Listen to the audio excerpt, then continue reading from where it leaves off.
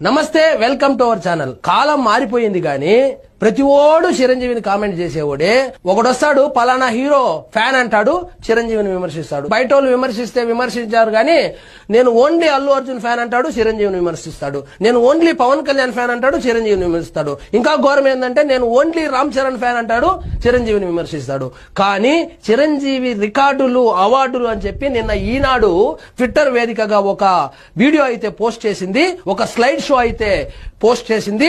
దానిని ఒక్కొక్కటి నేను మీకు చూపించే ప్రయత్నం చేస్తాను.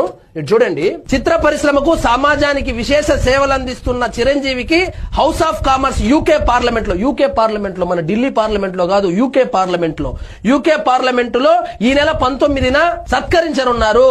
ఏంటంటే lifetime achievement award. UK parliament లో లైఫ్ టైం అచీవ్మెంట్ అవార్డుతో యూకే పార్లమెంట్ లో చిరంజీవి గారిని సత్కరించనున్నారు. ఇప్పుడు చూడండి, పర్సనల్ వెబ్సైట్ కలిగిన తొలి భారతీయ నటుడు చిరంజీవి. ఇప్పుడైతే ఇంటర్నెట్ ఫ్రీ కాబట్టి, జియో వాడు వచ్చేసినాడు కాబట్టి, స్మార్ట్ ఫోన్ లా ఎరా వచ్చింది కాబట్టి ప్రతి ఓడికి ఒక పేజ్ ఉంటుంది, ప్రతి ఓడికి ఒక ఛానల్ కూడా ఉంటుంది. అప్పట్లో దేశంలోనే మొట్టమొదటిసారి ఒక నటుడికి వెబ్సైట్ ఉందంటే అది చిరంజీవికి మాత్రమే. రజనీకాంత్ కు లేదు, అమితాబ్ బచ్చన్ కూడా లేదు. దేశంలోనే మొట్టమొదటిసారిగా వెబ్సైట్ ఉన్నటువంటి నటుడు ఎవరైనా ఉన్నారంటే అది చిరంజీవి అని చెప్పుకొచ్చారు. ఇక చూడండి నెక్స్ట్. ఆస్కార్ వేడుక 1987లో అతిథిగా ఆహ్వానం అందుకున్న తొలి దక్షిణాది నటుడు ఆయన. నేను నువ్వు పుట్టక ముందే చిరంజీవిని ఆస్కార్ వాళ్ళు అతిథిగా ఆహ్వానించారు. అది చిరంజీవి రేంజు.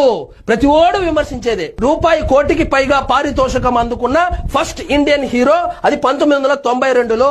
ఇప్పుడు వస్తాడు ఒకడు, మా వాడు పాన్ ఇండియా హీరో 100 కోట్లు తీసుకుంటాడు అంటాడు ఒకడు. మా వాడు పాన్ ఇండియా హీరో 375 కోట్లు తీసుకుంటాడు అంటాడు ఇంకొకడు. వాళ్ళిద్దరూ ఆ రెండు ఫ్యాన్ బేస్లు గుర్తు పెట్టుకోవాల్సింది ఏమంటే 1992లో ఆ కాలంలోనే ₹1 భారతదేశ చరిత్రలో కని విని ఎరగని రీతిలో ఒక హీరో ₹1 తీసుకున్న హీరో ఎవరైనా ఉన్నారంటే, మొదటగా ₹1 పారితోషికం తీసుకున్న హీరో ఎవరైనా ఉన్నారంటే అది చిరంజీవే.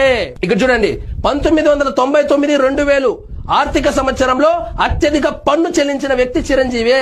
ఇదేం బ్లాక్ మనీ తీసుకోడు ఆయన, వైట్ మనీ తీసుకొని నికార్సుగా పన్నులు చెల్లించినటువంటి వ్యక్తి ఎవరైనా ఉన్నారంటే అది చిరంజీవే. 10 కోట్ల కలెక్షన్ సాధించిన తొలి తెలుగు చిత్రం ఈ హీరోదే. ఘరానా మొగుడు అనే సినిమా 10 కోట్ల రూపాయలు, ఒక రీజనల్ సినిమా 10 కోట్ల రూపాయలు కలెక్ట్ చేయగలదు చాటి చెప్పిన వ్యక్తి చిరంజీవే.